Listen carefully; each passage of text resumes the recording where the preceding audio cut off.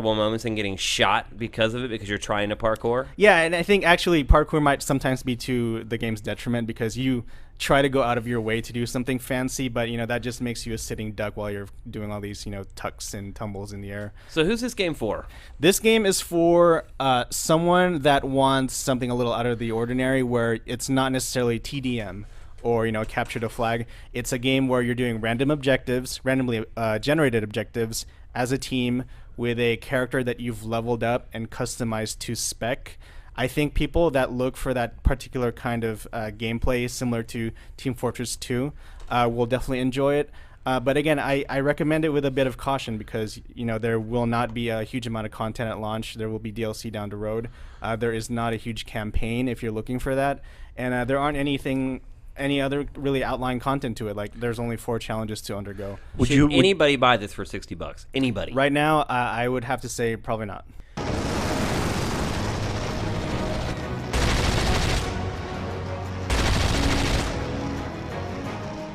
All right, next we're going to talk about a game I'm a little surprised there's been a sequel for.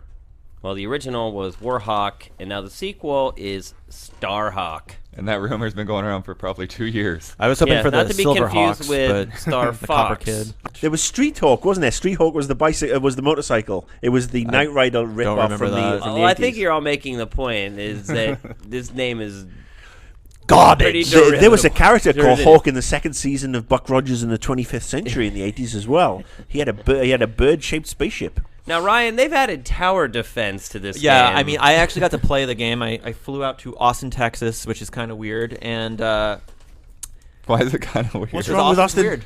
That's their motto. Okay. Keep Austin weird. And then, well, it is a game where you shoot dudes and you get energy, and then you can trade the energy to bring down things like turrets, walls, energy converters, anti-air, anti-ground, which is different than the turrets. So they're moving everything into kind of like a futuristic palette. Yeah, right? I kind of felt like if anyone, it felt kind of like a mix between like tower defense, or if anyone played this game called Goblin Commander, which was an RTS where you could actually tunnel down to a single unit and walk around. It wasn't that good, but it's kind of an interesting idea.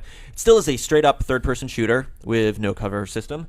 But the demo we played was, defend an area, wave 1, wave 2, wave 3. Now, how does the tower defense stuff work? Are you on the ground shooting? You can do whatever you Or want. are you just can commanding outright it from bird's eye view? Oh no, it's not like natural selection. It's you're there. You're always your character.